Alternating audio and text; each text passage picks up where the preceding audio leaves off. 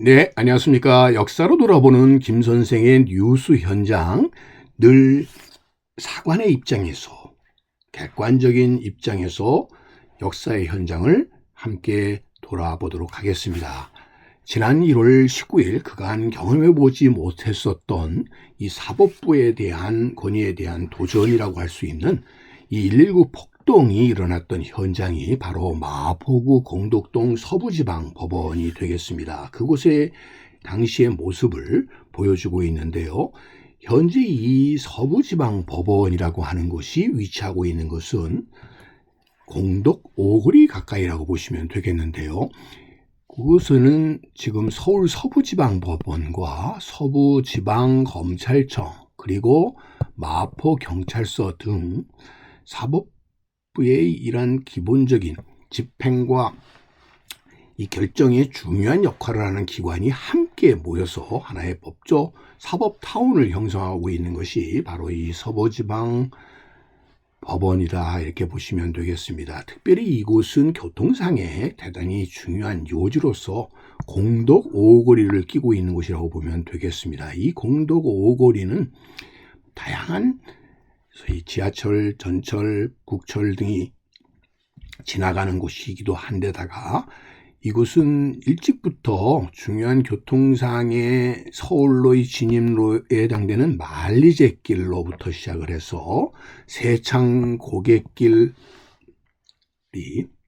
오늘날 소위 6호선 전철역과 그 길을 같이 하고 있고요. 또 한편으로는 마포대로가 5호선의 지하철과 또 연결이 되는 곳이기도 합니다. 이처럼 조선시대 이래로 한강 교역의 중심 길이었었던 이 마포대로길을 끼고 있는 것이 서울 서부지방법원이다 이렇게 보실 수 있겠습니다. 이곳에서 소위 119 폭동이라고 하는 명칭으로 이렇게 정리되게 된 이곳이 현장이 되게 되었던 것이 바로 이 서부지방법원이 되겠는데요. 서울 이 고등법원 아래 25개 행정구 중에서도 마포구, 용산구, 서대문구, 은평구를 관할하는 법원이 바로 이 서부지방법원이 되겠습니다.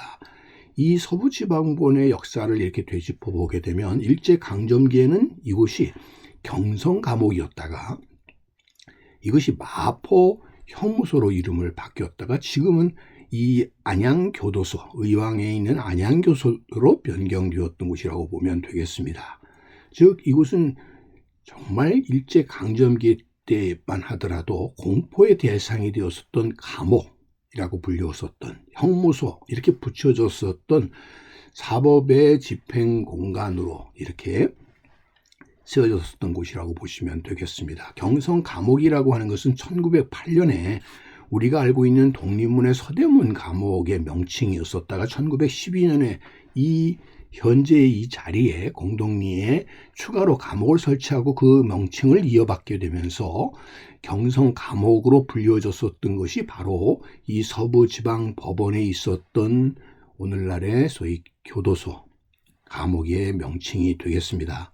자, 일찍이 일본은 이 식민지 지배 과정에서 강압적인 통치를 하기 위해서 많은 감옥을 신설하게 되었고 전국에 17개에 달하는 감옥이 만들어지는 과정에서 서대문 감옥과는 별도로 이곳 마포의 감옥을 새로 건설하면서 이를 경성 감옥이라고 이렇게 불렸다는 것을 알 수가 있습니다. 이처럼 일제 식민지 지배의 중심 공간으로서 공포의 대상이 되었었던 곳이 바로 이 마포 경성 감옥의 그 예 중에 하나였다고 보시면 되겠습니다. 그랬던 것이 이런 서대문 형무소라고 불려졌었던 것이 명칭이 점차 바뀌어서 서울 형무소, 서울 구치소 이렇게 하다가 결국은 서울 밖으로 의왕시로 이전을 해버리게 되었던 것이고 현재는 이 서대문 형무소 자체가 하나의 박물관으로 바뀌어서 시민들의 문화공간으로 이렇게 변모되게 되었었던 것이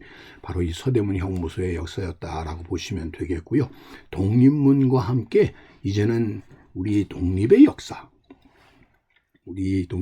역사와 당시의 독립운동 하다가 고통받은 이들을 우리가 기리는 공간으로 지금 쓰여지고 있다라고 보시면 되겠습니다. 그랬던 이 서울 지방법원 자리가 이렇게 경찰 버스들에 둘러싸여서 이 자체 방어를 해야만 되는 상황이 연출되게 된 것이 바로 이번 점건 폭동의 결과라고 보시면 되겠습니다. 바로 이 자리를 되짚어 보면서 기록 사진들을 보게 되면 당시만 하더라도 감옥에서 출소하는 사람을 어떤 의미에서 마중하기 위해서 많은 사람들이 새벽부터 나와서 이 경성 감옥 앞을 가득 메웠던 그런 사진들을 볼 수가 있겠고요.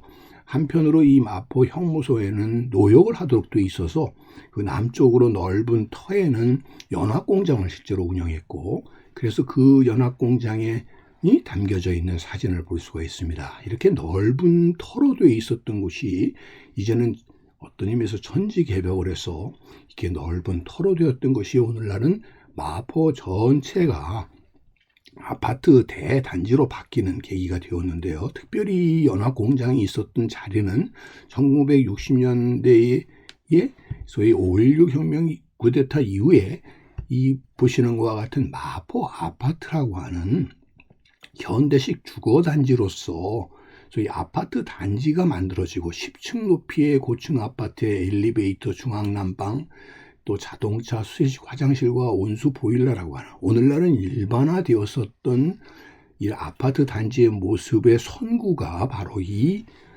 연합공장 자리에 위치해 있었던 마포 아파트였었다는 걸 알 수가 있습니다. 그래서 지금 것처럼 아파트 단지가 이렇게 부정형의 형태로 만들어지게 되고, 그래서 이것이 새롭게 군사 쿠데타를 일으켰었던 당시 정부가 대표적인 소위 치적으로 내세웠던 것이 바로 이것이 되었는데요. 이런 역사가 이어져 내려오게 되었고, 이것이 또 재건축되는 과정에서 초고층화의 건축이 이루어지게 되어서 오늘날의 마포 지역에, 마포 대로를 중심으로 하는 지역에 대규모 아파트 단지가 만들어지는 그 모태가 되었다라고 보시면 되겠습니다.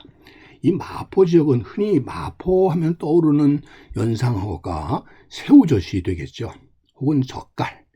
결국 이 3개 나루로 불려졌었던 마포 나루는 서해 바다를 통해서 들어오는 수산물, 그 중에서도 소금과 젓갈로 대표되는 물자가 도심으로 들어가는 중요한 유통 경로에 해당되었고, 그래서 소금을 생산하는 염전이 없어도 동네 이름이 소금을 의미하는 염리동이 있는 동네가 바로 이 마포였다고 보시면 되겠습니다. 또한 이 젓갈을 유통시키는 염해전이 가게들이 있다 보니까 이를 유통시키고 저장하기 위해서 많은 소위 옹기가 필요해서 옹기막이라고 불리우는 이런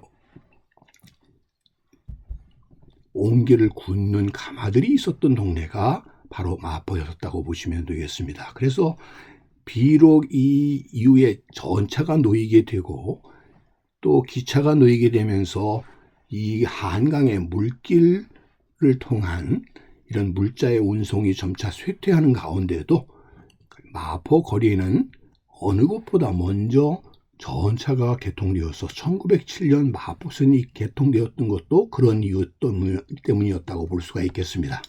1900년대의 객주의 건물들로 그득했었던 이 마포 포구의 전경 사진들을 통해서 보는 것처럼 이 조선시대 후기만 하더라도 가장 이 한강의 수온을 배경으로 크게 경제적으로 번성했었던 것이 마포였고, 그런 상황 속에서 오늘날에도 이곳이 오늘날의 새로운 사업의 중심이 되는 공간으로 바뀌어나가고 서울의 대표적인 집단 거주 주택들이 모여있는 아파트 단지로 이렇게 알려지게 되면서 마포는 어떤 의미에서 19세기에 이른 번영의 모습을 되돌리고 있는 곳이라고 볼 수 있겠습니다. 자, 그래서 이 지도에서 우리가 볼 수 있는 것처럼 그 시절만 하더라도 한강의 수온을 거쳐서 소위 도심 속으로 가장 빠른 거리, 시간으로 접근할 수 있는 유통 경로의 거점이 되었었던 것이 마포다라고 보시면 되겠습니다.